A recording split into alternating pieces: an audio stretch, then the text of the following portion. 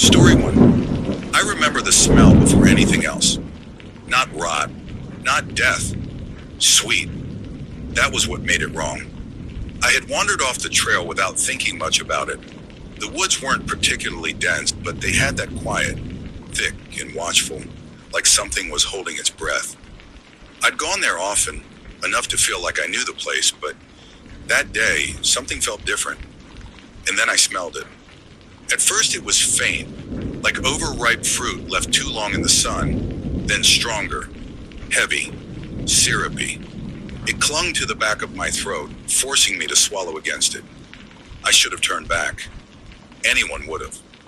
But curiosity is a dangerous thing when it meets silence. I followed it, pushing through low branches, brushing past damp leaves, stepping over roots that seemed to twist underfoot, guiding me deeper. The smell thickened with every step until it felt like I was walking inside it. And then I found him. He wasn't hidden, not really, just placed. Like the forest had tried to take him back and failed halfway. His body lay slumped against the base of a tree. The bark behind him was dark, soaked into something I didn't want to name. His head leaned at an unnatural angle, mouth slightly open, as if he had been about to say something and changed his mind forever. His skin, I won't describe it in detail. Not because I can't, because even now, years later, I see it too clearly. Bloated, discolored, wrong. Something had been feeding. Something had been patient. I remember stepping back, then forward again. Then just standing there, staring, my brain refusing to decide whether this was real or some elaborate waking nightmare. The smell hit hardest up close. Sweet. So sweet it made my eyes water. I called the police. My voice sounded strange in my ears, like it belonged to someone else. I remember saying, I found someone instead of a body, as if words could soften reality. They told me to stay. Stay with him. Don't leave the scene. It would take time. Of course it would. No signal out there. No road nearby. Just trees. Just silence. And him. The sun sank faster than I expected. Light slipped through the branches in long, thin fingers, then retreated entirely, leaving behind a darkness that felt occupied. I didn't want to look at him, but I couldn't stop. Every time I tried to focus on something else, the ground, the trees, my phone, my eyes drifted back, as if something was pulling them, or as if he was. The forest changed as the light died. It wasn't just darker, it was quieter. No insects, no birds, no distant rustling. Just me and him. The smell didn't fade. If anything, it grew stronger in the cold air, pressing in around me, filling my lungs, settling into my clothes, my skin. I wrapped my arms around myself and sat on a fallen branch a few feet away. Time stretched. Minutes became something else, something longer, heavier. At some point, I realized I was listening. Not for the police, for something else.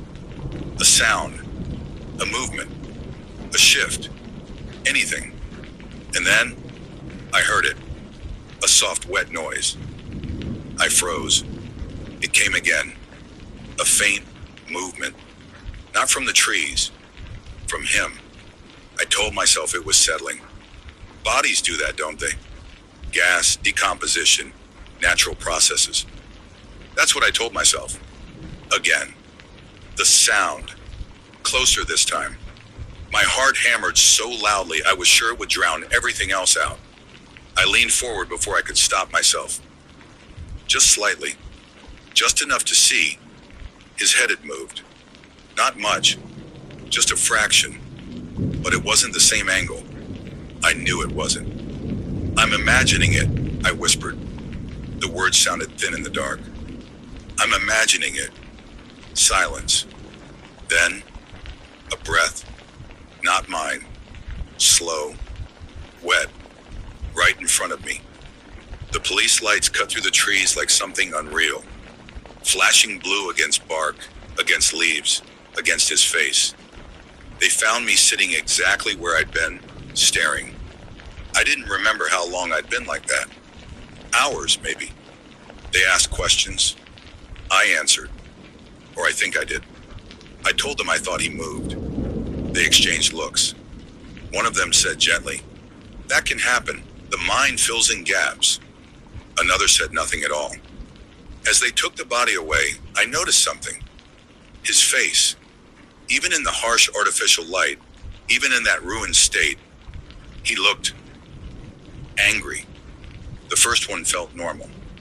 If normal can describe standing in the same woods again, following the same path, breathing in that same sweet smell. But this time I knew where it led, and I didn't want to go. But I did, because in dreams, you don't get a choice. He was there again, except not dead, not entirely. His eyes were open, clouded, but focused on me. "You shouldn't have found me," he said. His voice sounded like it came from somewhere deep underground. Wet, dragging. "I didn't mean to," I said. Even in the dream, I felt the need to explain, to justify, to apologize. "You looked," he said. "I was just... You pulled the branches away." His head tilted slightly. Exactly the way I'd seen it move that night. "You saw me." The smell grew stronger. So strong I could taste it. "You should have left."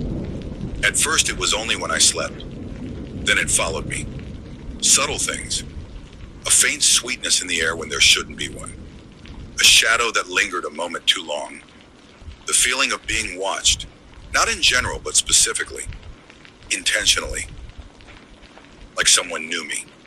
Like someone was waiting. The dreams grew worse. He got closer each time. Less like a memory. More like himself. "You don't belong in your body," he told me once. "You took something that wasn't yours." "I didn't take anything," I said. "You took my ending." That didn't make sense.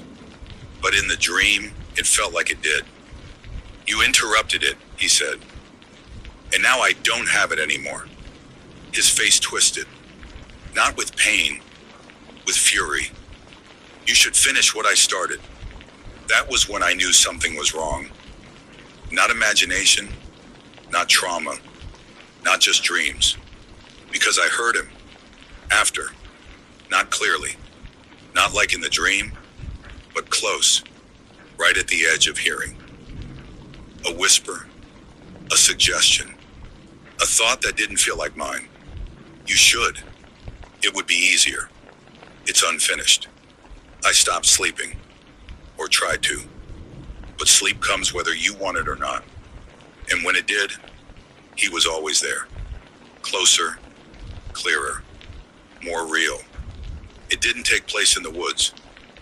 It took place in my room. I was lying in bed, unable to move. The smell filled the air. Thick, sweet, suffocating.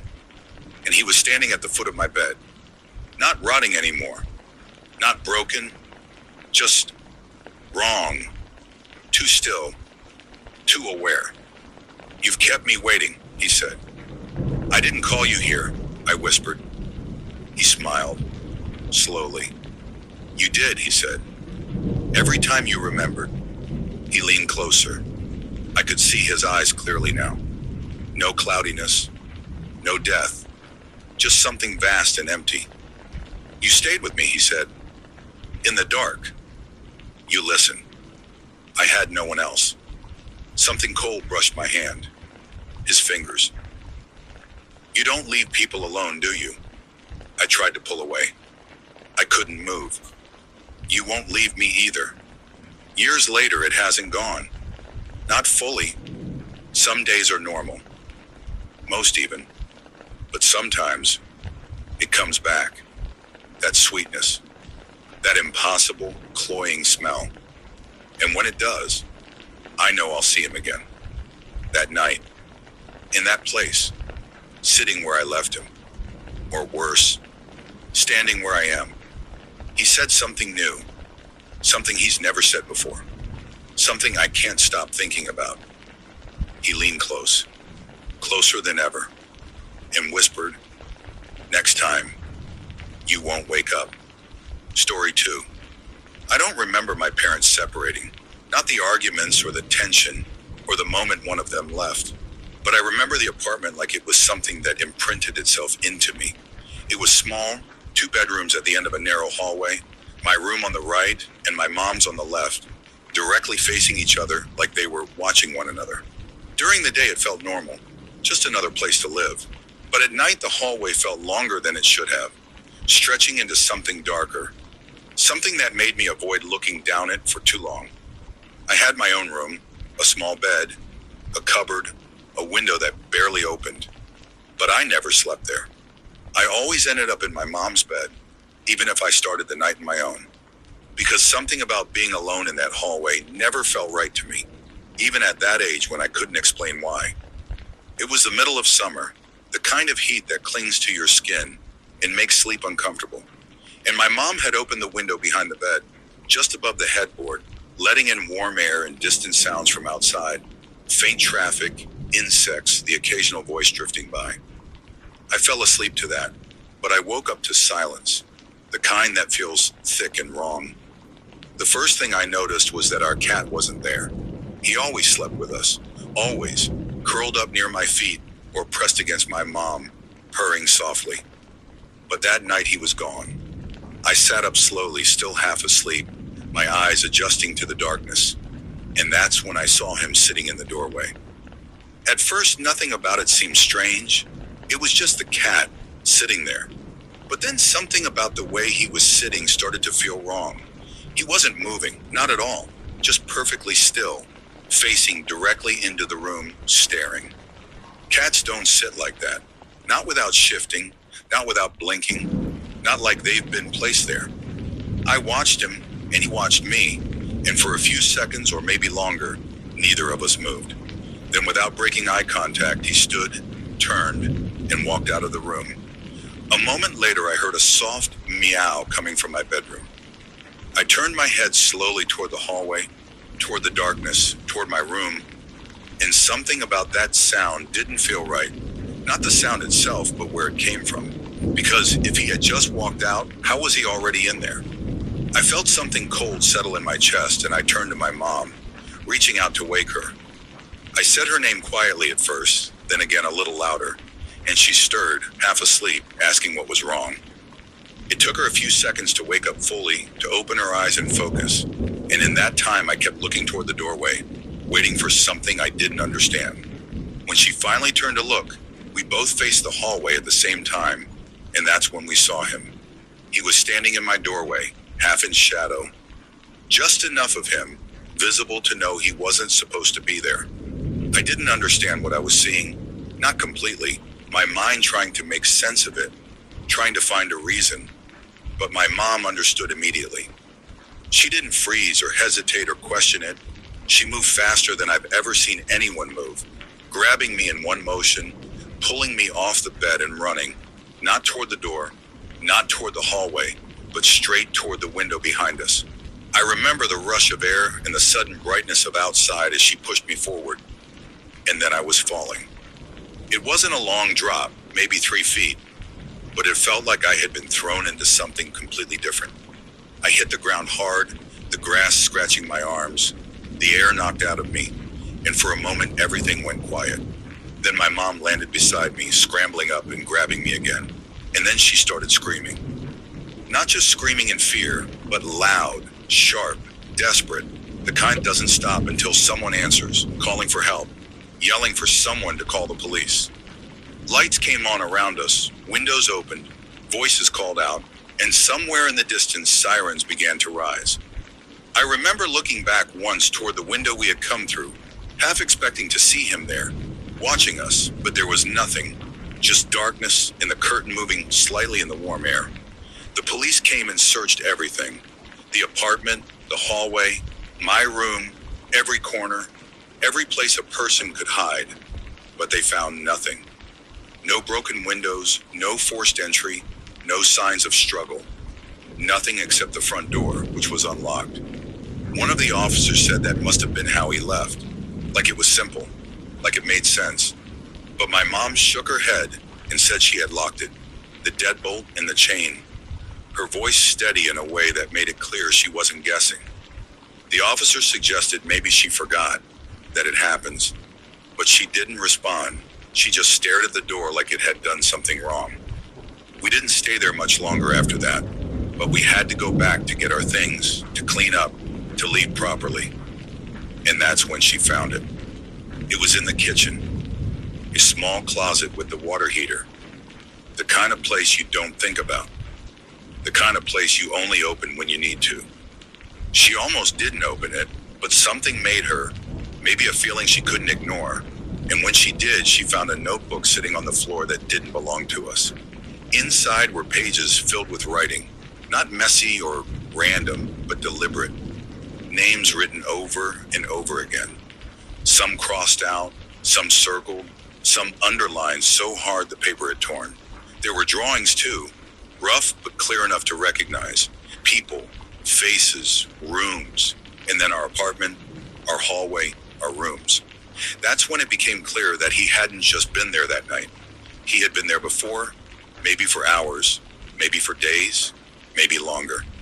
Next to the notebook were gloves, folded neatly like he planned to use them again, and several gum wrappers stacked together, like he had been sitting there waiting, passing time, watching. The worst part wasn't any of that though. It was one drawing that didn't make sense at first.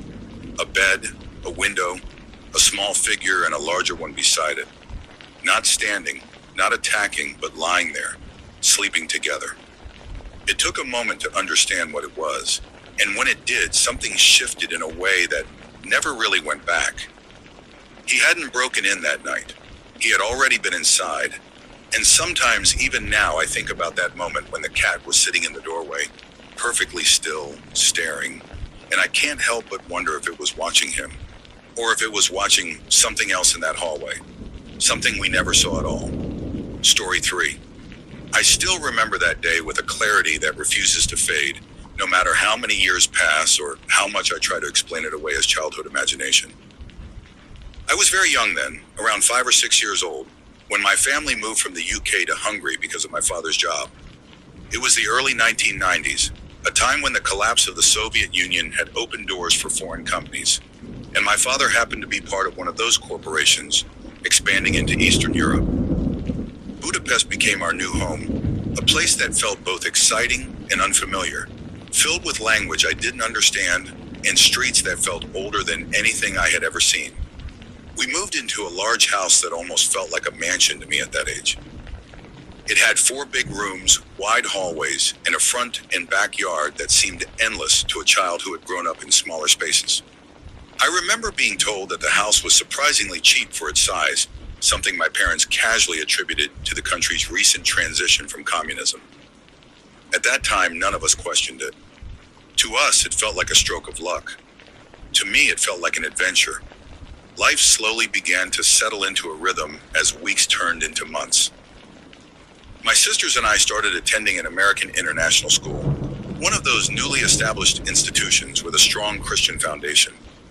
The school itself was an odd mix of strict teachings and comforting familiarity, with lessons from the Bible woven into everyday learning. I didn't particularly care for the religious aspect of it, finding it dull and difficult to connect with, but I did enjoy the food and the sense of routine it gave us.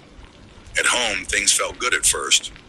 The large backyard became our playground, and the house, with its echoing rooms and tall ceilings, felt like something out of a storybook. I shared a room upstairs with one of my sisters, and every night we would talk until sleep quietly took over. It was comforting, familiar, and safe. At least it felt that way in the beginning. Then one night, everything changed. We had spent the entire day playing outside, running around until exhaustion took over, and that night we fell asleep almost instantly. Sometime in the middle of the night, I woke up with a dry throat, craving a glass of water. As I slowly became aware of my surroundings, I turned my head toward my sister's bed, which was across the room from mine. In the dim darkness, I saw her sitting upright. I couldn't see her clearly, only a shadowy outline against the faint light that crept in from the window. Before I could say anything, she suddenly dropped back onto the bed. It wasn't a normal movement. It was forceful, abrupt, almost as if she had been pushed or had thrown herself down in frustration. I found it strange, but at that moment, my need for water distracted me from thinking too much about it. Just as I was about to get out of bed, she sat up again. This time it was sudden, almost unnatural in speed. I froze, watching her in silence. Then she slammed herself back down again. And then again. And again. The bed began to creak with each impact, the sound cutting through the stillness of the room. I couldn't move. I couldn't speak. I could barely breathe. All I could do was lie there staring at the silhouette as it continued the same motion over and over again. Time seemed to stretch endlessly, turning seconds into something much longer. Eventually, the movement stopped. She sat still, completely still. The darkness around her seemed deeper now, as if the shadows had thickened. Slowly, she turned her head toward me. That was when fear truly took hold of me. I shut my eyes as tightly as I could, hoping that when I opened them, everything would be normal again. After a few moments, I forced myself to look. What I saw made my heart race uncontrollably. Her face was turned directly toward me, but it wasn't a face anymore. It was just darkness, deeper than the rest of the room, as if something had erased her features entirely. Panic filled my body and I felt trapped within myself. I wanted to scream, but no sound came out. I wanted to move, but I couldn't. Cold sweat formed on my skin, and the silence became unbearable. Summoning every bit of courage I had, I suddenly jumped out of my bed and ran toward her. The moment I reached her, everything changed. She was lying there peacefully, fast asleep, as if nothing had happened. The shadow was gone. I shook her awake, desperate and terrified, trying to explain what I had just seen. She dismissed it immediately, brushing it off as a bad dream and refusing to believe anything supernatural. Reluctantly, I returned to my bed, determined to stay awake and watch over her. Nothing else happened that night, but the feeling that something was wrong never left me. From that day on, the house felt different. The comfort we once felt slowly faded, replaced by an unexplainable unease. Every corner seemed darker, every room less inviting.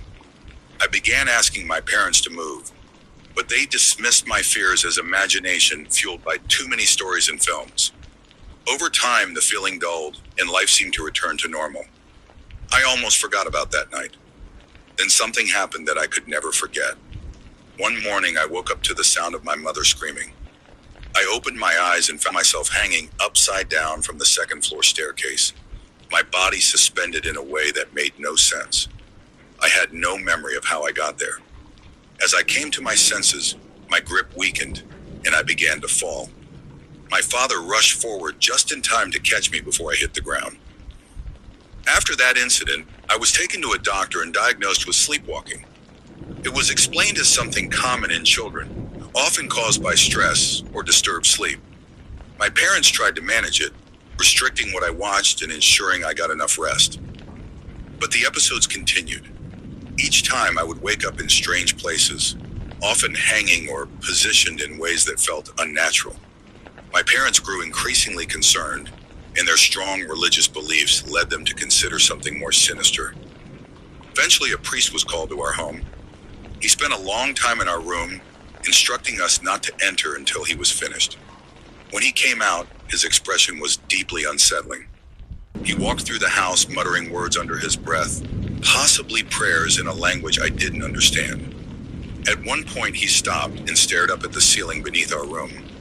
The look on his face was enough to terrify me more than anything I had experienced so far. He spoke quietly with my parents, and whatever he said caused their faces to turn pale. That very day, we left the house and checked into a hotel. The following day, workers were brought in to inspect the ceiling beneath our bedroom. They discovered a hidden compartment. Inside it was a small bag of animal bones. Alongside it was a small figure, crudely made from those same bones, tied together and hanging upside down by a thread. That discovery was enough. My parents sold the house immediately, and we left without looking back. We remained in Hungary for another year before returning to the UK. After that, my parents' faith became stronger than ever. As for me, I never fully returned to religion in the same way. I still believe in something greater, but places of worship make me uneasy. Whatever happened in that house stayed with me. It changed the way I see the world. And even now, I can't help but believe that there are things around us that we cannot see, things that exist just beyond our understanding, waiting quietly just like something once did in that house.